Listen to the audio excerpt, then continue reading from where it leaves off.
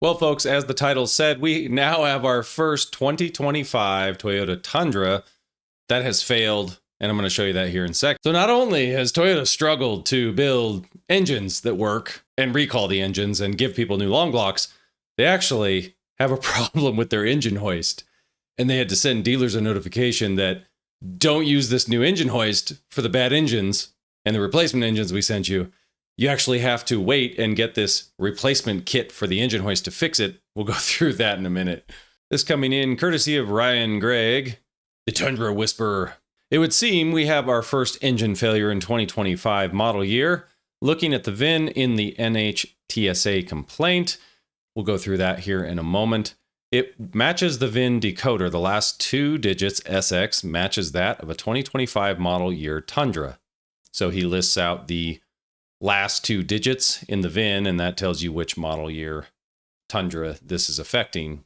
Summary of the complaint: he or she was driving about 50 miles an hour. Suddenly, their check engine light came on, then the truck died and would not start. Was told that the engine failed and would need to be replaced. This is pretty much the exact behavior that we hear with all of these Tundra failures, where they're just driving along, everything feels fairly normal, and then it dies, it won't start, and that's it. The check engine light comes on. So this failure, unfortunately, looks really, really similar to the 2024s. This is the first 2025. So I think this could be a big deal. I'm hoping for the Tundra people that it's just a one-off, because I've been, along with most of you, I think everybody's been kind of waiting around to see, hey, is 2025 the year that we're going to see this Toyota put this behind them? And it's looking like maybe not.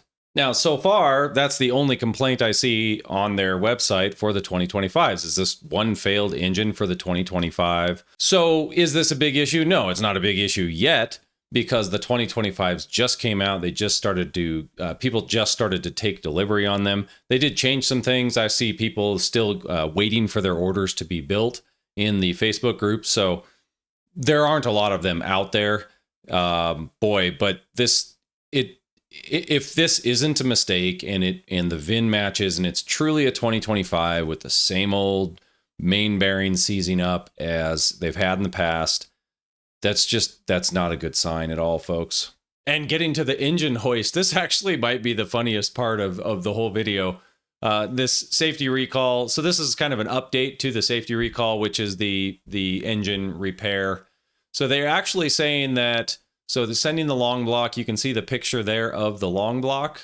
And they say that this repair, the inspection and repair time is 13.5 hours. So with the long block shipped in crates, that's down to basically a day and a half of getting a new engine for these Tundra owners. So that's good. That's positive news.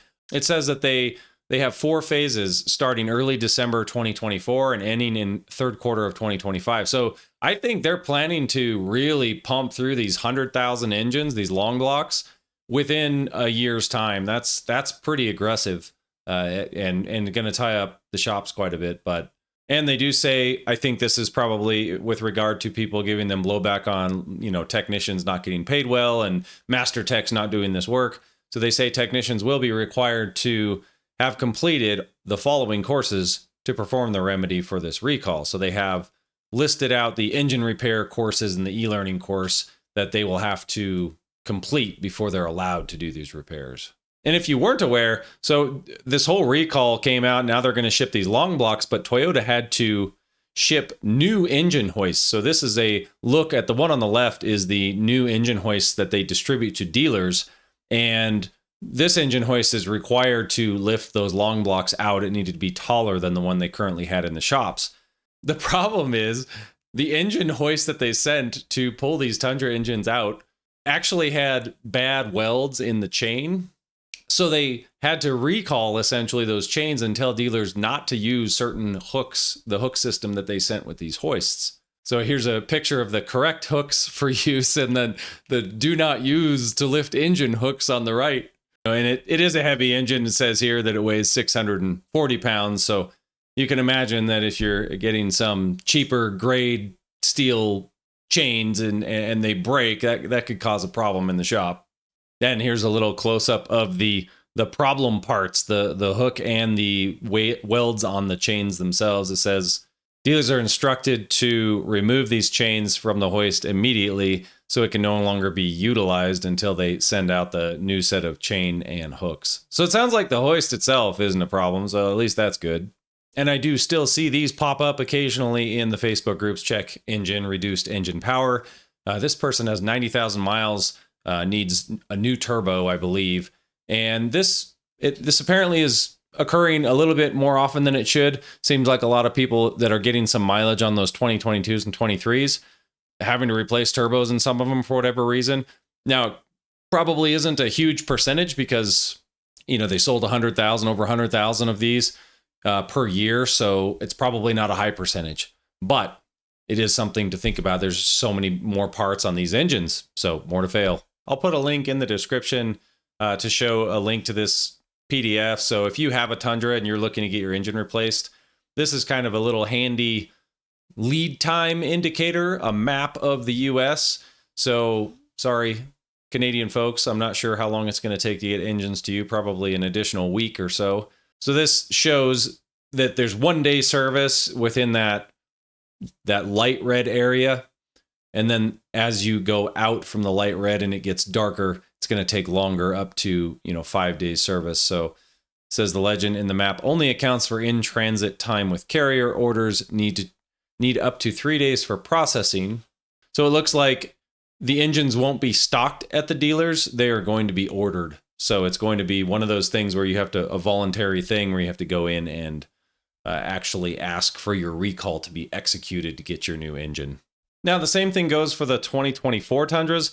We've seen a slowdown, I think, in the amount of reports that we actually find on the web, and that's a good thing. So I think there's fewer 2024s failing. Now, it could simply be because they just don't have as many miles. The 2022s and 2023s took a long time to really start to see these failures come in, higher mileage failures even. You do still see some odd reports like this where he says the truck, he has his truck, a 2024 Tundra Platinum. He would only own the vehicle 6 weeks, driven over 2,000 miles, and he got low oil notifications. So we saw that with other 2024s, and they actually had buybacks, lemon law buybacks, and it's just eating oil. So we've seen this with some of the cylinders. Looks like they misfire, and I don't know if it's individual cylinders eating oil or what's going on, but he said his warranty was denied because his oil was low and he didn't get it changed at the dealer, but he has video evidence of changing the oil. So I'm sure he's going to have some sort of litigation here. And if you're curious, these 2023s, 2022s, we still see those complaints keep coming in of the engine failures. This is just, November 17th, November 11th, October 31st. So you still see all these these repetitive problems. They all sound the same. The symptoms sound the same. So I think as the mileage goes up, you start to see more failures, which is unfortunate. So I know a lot of folks keep asking, well, should I buy a 2025? Are they safe? Apparently they're probably not safe, at least not yet. We'll see if this is, like a typical issue that you see with any manufacturer where you just have mass production. And maybe there was a bad one early on in 2025. Maybe Toyota will get lucky and that engine failure is going to be 1 in 100,000. And it just happened to be on the front end of this production for 2025. Who knows? It could have been built in 2024, labeled a 25. I really don't know. So not going to panic yet if I was a Tundra owner or looking at the 25s, but it definitely would give me more pause. I would just be waiting that much longer to look at the 25s. It's frustrating, the 22s, 23s, 24s, and now 25s. That's 4 years. 4 years of documented engine failure, which appears to be identical between all 4 years. The debris issue could have been a contributor for the first and second year. Really tough to make that case going on third and fourth year. So we'll see where this goes for Toyota. I really hope that they don't have an engineering flaw or design flaw in the engine, because boy, that's going to be a mess to fix if they haven't already. Let me know what you think in the comments below. Love hearing it all from you guys, and I try to read and respond to comments. I've been a little under the weather lately, so I haven't been as active, but that's it for this one. Thanks for watching. Till next time.